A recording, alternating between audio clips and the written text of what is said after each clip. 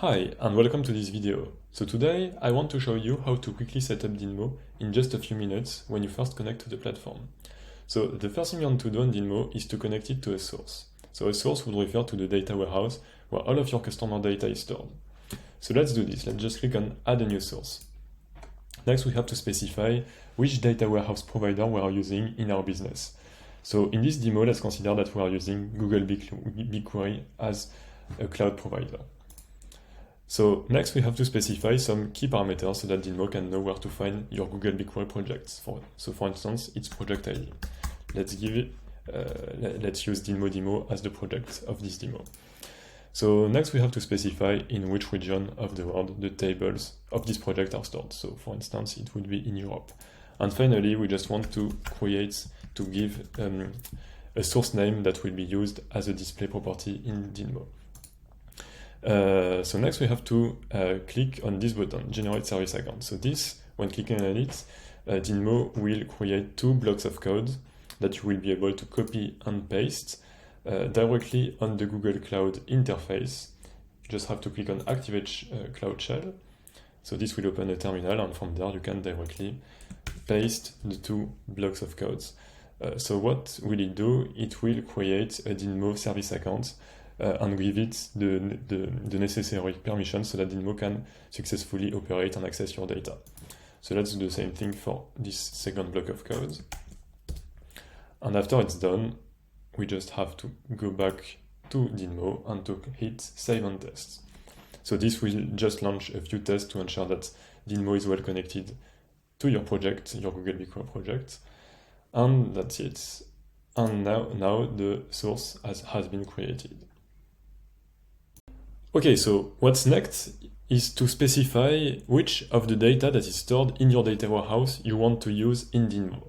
So this is done in the data model section of the app. So to create your data model, you have to add entities. So each entity would correspond to a target table in your data warehouse or a specific SQL view that you will write, which has a specific business meaning. So what is important to know is that on Dynmo, you will not be able to use any data if it is not associated to a specific entity on Dynmo.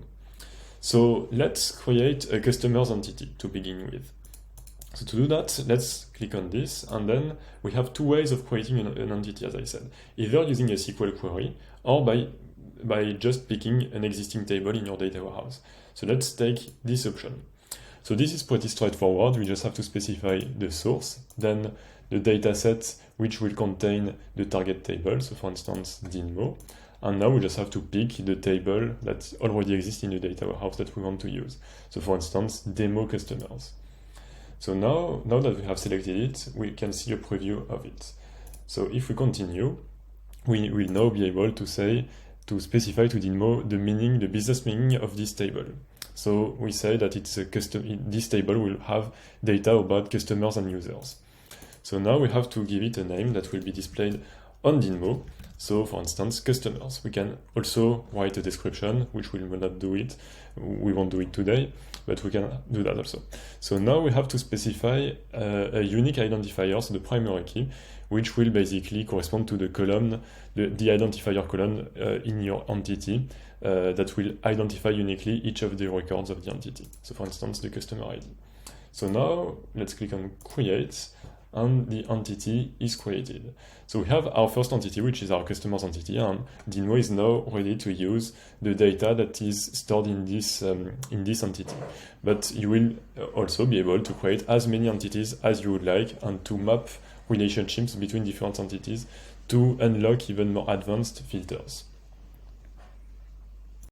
Okay, so now that you have created your source, now that you have created your data model, the last thing you want to do on Dynmo is to connect it to destination platforms. So a destination platform on Dynmo would correspond to any ads or CRM platform that you want Dynmo to send data to. So to add a new destination, you just have to click here. Next, you have to select the platforms you want to connect to. So for instance, Meta.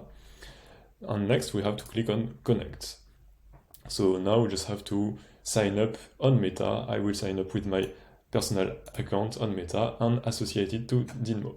And that's it. So now we are connected to Meta. So finally, let's create the destination. So the destination has been created here. So the last thing to do to be able to send data to Meta is to create an activation target. So an activation target will be a specific configuration of activation. That means that it will tell exactly how we want to send data to Meta. So let's create one. So we have different options depending on the destinations to send data So here we have two options for Meta. We can either send conversions offline or online, or we can export audience. So let's consider that we want to export audience. So after doing that, we have to specify to which ad account we want to create this audience. So let's consider that it will be this one. Next, we have to click on continue. So in this page, we have to specify which type of data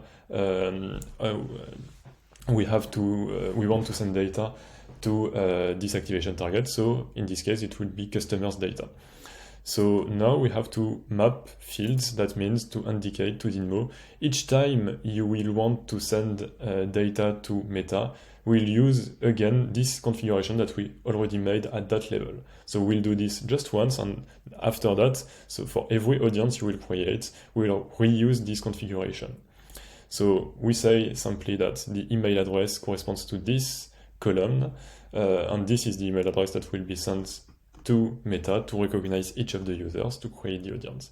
And finally, we specify at what time frequency we want the data to be sent to Meta. So for instance, it could be daily, it could be hourly, for instance. And finally, when we are ready, we click on save. And now we are ready to create activations to Meta. And that concludes our setup of Dynamo.